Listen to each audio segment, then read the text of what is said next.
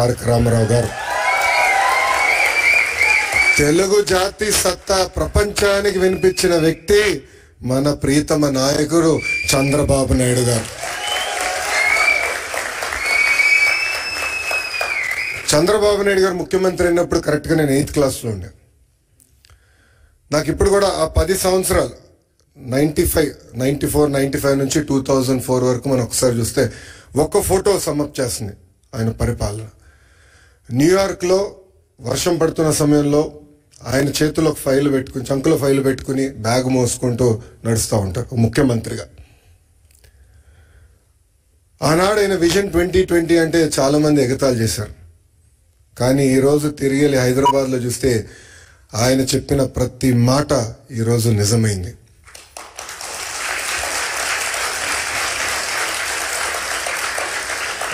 బాబు గారు 4వ సారి ముఖ్యమంత్రి అయ్యారు. కానీ రాము అన్నట్టు మా అందరికన్నా స్పీడ్. సో రాము అడిగాడు, అన్నా నువ్వు ఢిల్లీ ఫ్లైట్లో వస్తున్నా అంటే, డోస్ నీకు జాలేరా, నేను వద్దా ఫ్లైట్లో, నేను బాంబే నుంచి వస్తానని చెప్పా. కరెక్ట్గా విఐపి లాంచ్ దిగిన తర్వాత అడిగా రాముని, ఎలా ఉందిరా ఫ్లైట్ అంటే, అన్న పడింది నాకు అన్నాడు. అంటే చంద్రబాబు నాయుడు గారు ఒక సోర్స్ ఆఫ్ ఎనర్జీ. ఆయనకి చాలా అద్భుతమైన ఐడియాస్ ఉంటాయి. ఆ ఎనర్జీలో మనం ఎంత నింపుకుంటాం అనేది చాలా చాలా ఇంపార్టెంట్. కానీ ఒక్కసారి చంద్రబాబు నాయుడు గారి జీవిత చరిత్ర చూస్తే అనేక ఇబ్బందులు ఎదుర్కొని పైకి ఎదిగిన వ్యక్తి. కేవలం రాజకీయాల్లో కాదు, ఈజ్ అ సీరియల్ ఆంటర్‌ప్రెన్యూర్. ఇక్కడ చాలా మందికి తెలియదు ఆ విషయం. ఇక్కడ మీలో చాలా మంది ఆంటర్‌ప్రెన్యూర్స్ అవ్వాలనుకుంటున్నారు. ఆయన సుమారుగా 4 కంపెనీలు స్టార్ట్ చేశారు, 3 ఫెయిల్ అయినాయి. 4వది హెరిటేజ్ ఫుడ్స్. 3 ఫెయిల్ అయినాయని ఆయన ఏనాడు బాధపడలేదు, ఇబ్బంది పడలేదు, ఇంట్లో పడుకోలేదు. 80% సక్సెస్ అవ్వాలని ఆయన వెళ్ళారు. రాజకీయాల్లో మనం చూసాం, ముఖ్యమంత్రిగా దేశం మొత్తం ఆయన వైపు చూసే విధంగా నాయకుడిగా ఆయన ఎదిగిన. రాజకీయాల్లో హైస్ ఉంటాయి, లోస్ ఉంటాయి. ఆయన ఎప్పుడూ ఆయన హైని లో ఎటు తీసుకున్నారు అట్టనే తీసుకున్నారు.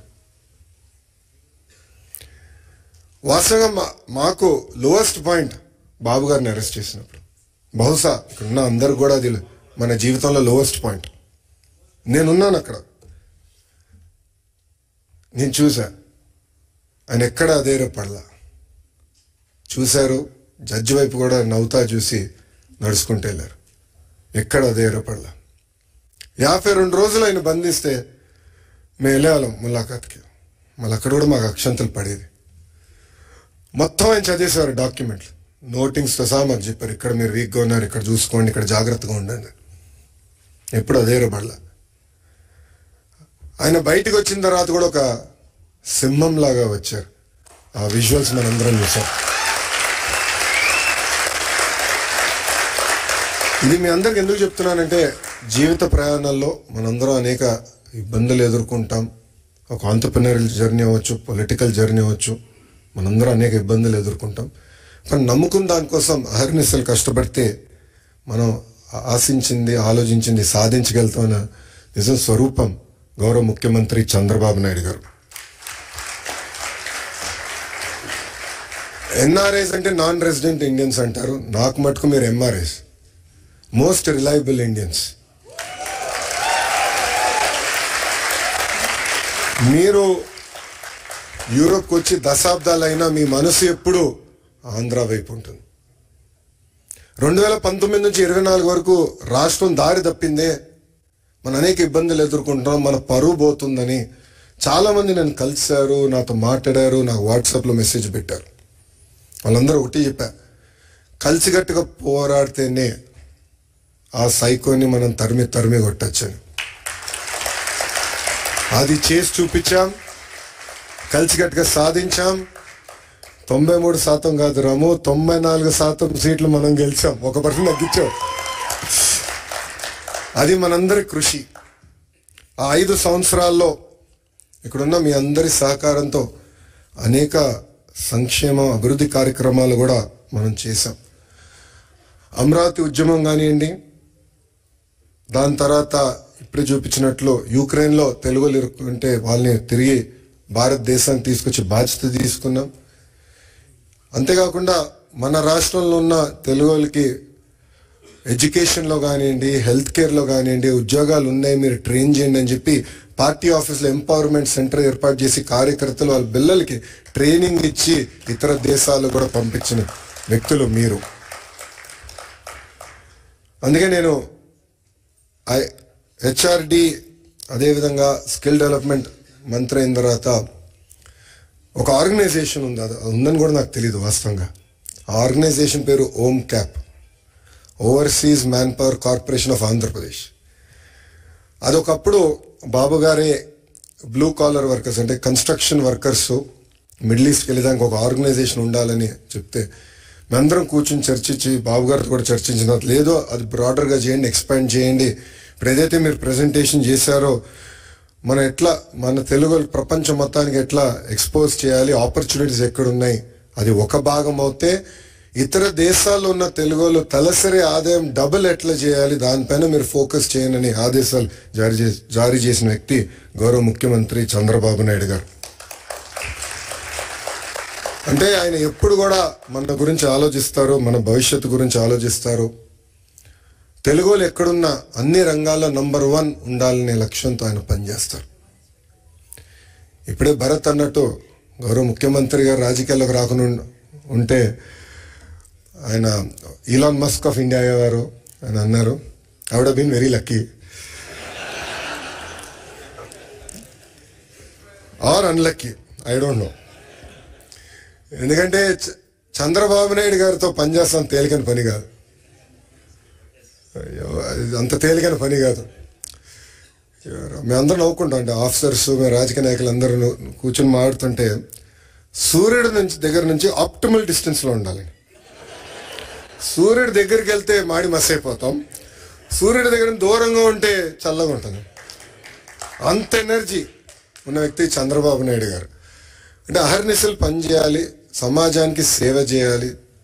అటు తెలంగాణ కానివ్వండి, ఆంధ్ర కానివ్వండి, తమిళనాడు, కర్ణాటక, అండమాన్ నికోబార్ ప్రపంచంలో ఎక్కడ తెలుగు వాళ్ళు ఉన్నా అన్ని రంగాల వాళ్ళు నంబర్ 1 ఉండాలి, వాళ్ళు ముందలు తీసుకెళ్ళే లక్ష్యంతో ఇప్పుడు కూడా అహర్నిశలు పనిచేస్తున్నారు. ఇప్పుడే రాము అన్నట్టు మన ఎన్నికల్లో అందరం కలిసికట్టుగా పనిచేశాం. మీలో చాలా మంది తిరిగి భారతదేశానికి వచ్చారు, నెలల పాటు లీవ్ పెట్టి మా కోసం మీరు కష్టపడ్డారు.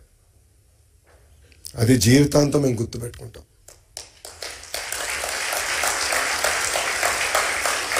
ఎందుకంటే మీరు అందరు ఇక్కడ ప్రొఫెషనల్స్ ఉన్నవారు, ఇలా ఆంటర్‌ప్రెన్యూర్స్ చాలా తక్కువ మంది ఉంటారు. సో ఒక 2 నెలలు 3 నెలలు ఆఫ్ తీసుకుని వస్తాం అనేది తేలికైన పని కాదు, కానీ మీరు వచ్చారు. ఇప్పుడు అదే స్ఫూర్తి, అదే ఎనర్జీ రాష్ట్ర పునర్నిర్మాణం కోసం మనం పెట్టాల్సిన అవసరం ఉంది. అసలు పరిస్థితులు చాలా దారుణంగా ఉన్నాయి రాష్ట్రంలో. ఫైనాన్స్ సెక్రటరీ గారు ఇప్పుడే కరెక్ట్ టైం బయటకు వెళ్ళారు. ఆయన మన ఫీ రీయింబర్స్మెంట్ విషయంలో ఫీ రీయింబర్స్మెంట్ మనం చెల్లించాలి, చాలా ఆలస్యమైందంటే ఎంత అంటే ప్రయారిటీస్లో ఇది ప్రయారిటీ ఉంది, చేయాలి, మనం కంపల్సరీ చెల్లించాలంటే చాలా కష్టపడాల్సి వచ్చింది. అంటే అప్పుల పాలైపోయాం, వడ్డీ కట్టలేకపోతున్నాం, జీతాలు సకాలంగా చెల్లించలేకపోతాం, అనేక ఇబ్బందులు. బట్ బాబు గారు పదే పదే ఒక మాట అంటారు, opportunities are where crisis are. So అందరం మన రాష్ట్రాన్ని పునర్నిర్మాణం చేసుకోవాలి. ఇప్పుడే రాము ఒక మంచి మాట అన్నారు, తెలుగులో ఆంధ్ర రాష్ట్రాన్ని వదిలేసి ఇతర దేశాలకు వెళ్ళి నంబర్ 1 అయ్యారు, కానీ ఆంధ్ర రాష్ట్రం వెనుకబడి ఉంది. ఇప్పుడు తిరిగి రండి, పునర్నిర్మాణం చేద్దాం, కలిసికట్టుగా కష్టపడదాం. 5 సంవత్సరాలు, ఎక్కువ సమయం అవసరం లేదు, 5 సంవత్సరాలు ప్రపంచానికి మళ్ళీ ఆంధ్ర రాష్ట్రం అంటే ఏంటో చేసి చూపించుదామని ఈ సభాముఖం మిమ్మల్ని అందరినీ కోరుకుంటూ,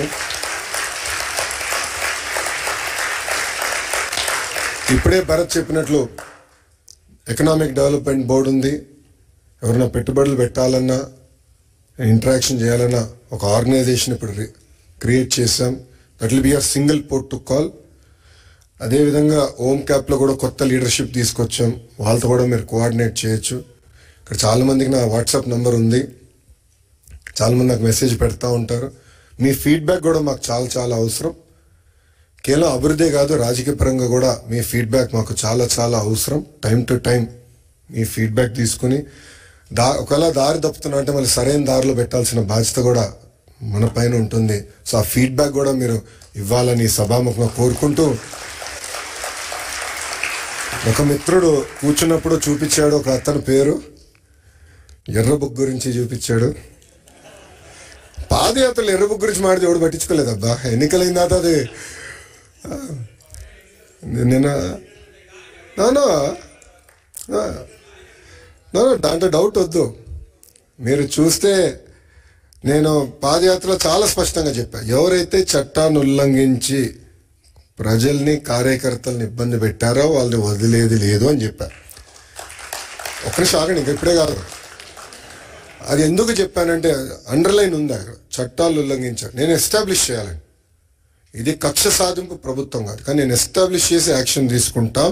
దాంట్లో ఎలాంటి సందేహం మీకు అవసరం లేదు. రిలాక్స్డ్గా ఉండండి, మీరు యాక్షన్ చూస్తారు. ఆల్రెడీ మొదలైంది, పూర్తి కూడా చేసే బాధ్యత మేము తీసుకుంటాం. చివరిగా ఇంకా నేను ఇప్పటికీ చాలా మాట్లాడా, గౌరవ ముఖ్యమంత్రి గారు మైక్ ఇవ్వాలి. చివరిగా మిమ్మల్ని అందరిని కోరేది, గౌరవ ముఖ్యమంత్రి గారు స్పీచ్ అయిన తర్వాత నా కోరిక మేరకు గౌరవ ముఖ్యమంత్రి గారు అందరితో ఫోటోలు దిగుతున్నారు. ఒక్క నిమిషం